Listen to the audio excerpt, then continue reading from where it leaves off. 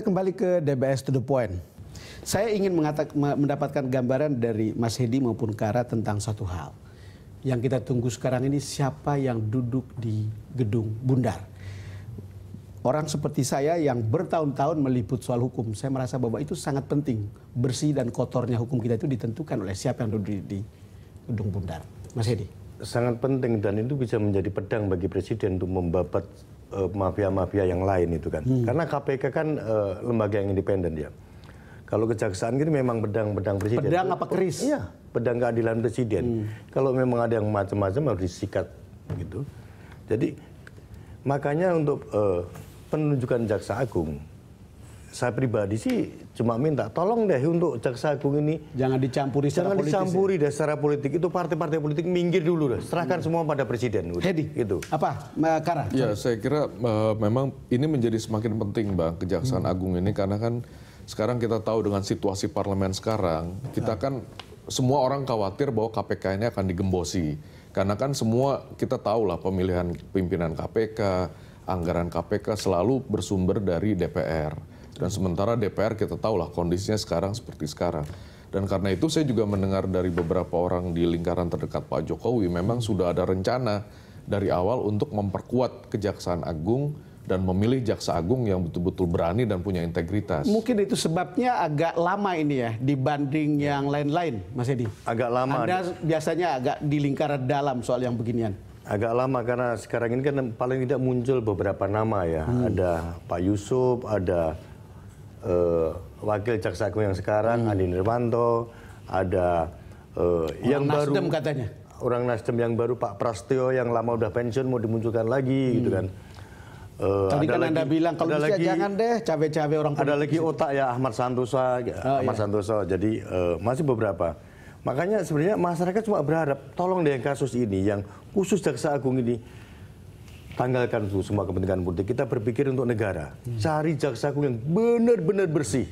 Ada yang mengatakan ini bukan soal rivalitas dengan KPK. Ada persaingan, akan ada mungkin perseteruan, tetapi ini adalah komplementer sebetulnya. Betul. Mereka harus saling melengkapi karena aspirasi untuk pemerintahan yang bersih dan negara yang bersih itu kan adalah aspirasi publik, Mas Hedi. Ya. Sebenarnya KPK kalau mau lagi KPK dibentuk karena memang lembaga hukum yang lain tidak berfungsi secara optimal ya. Semua orang berharap bahwa di era Jokowi ini kejaksaan ini bisa berfungsi sangat optimal. Yang selama ini tentu saja jaksa-jaksa bisa berdalih. Saya kan sudah mengajukan banyak ini itu. Personel kita juga kurang. Selalu itu yang didalihkan. Padahal tidak ada skala prioritas. Mana yang harus ditangani, mana yang tidak gitu kan. Karena selama ini. Saya hanya mengandaikan kalau betul-betul dipercaya sebetulnya kejaksaan. Mestinya pemeriksaan untuk orang-orang yang masuk kabinet kemarin itu bukan ke KPK tapi ke Kejaksaan Agung. Ya, Karena betul. Ya itulah, jadi saya kira memang masih banyak PR, Bang, di Kejaksaan Agung. Seperti tadi saya ambilkan contoh itu kan telak sekali kasus Merpati dan kasus Ayam Tuh.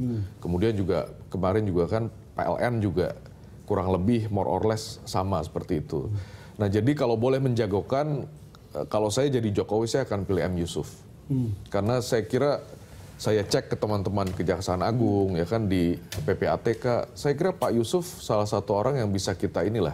Ini saat-saat yang sudah dekat ini Mas Hedi, tentang siapa yang akan menjadi Jaksa Agung. Anda punya seseorang yang Anda kenal, bukan Anda kenal, track recordnya sebagai, kita kan kenal semua orang ini dari peliputan-peliputan kita ya. Beberapa di antara selain M. Yusuf ada Mas Ahmad Santoso ya, otak ya, itu barangkali hanya, kalau otak itu katanya saya sempat dengar, istrinya sebagai pengacara itu kadang-kadang agak jadi masalah.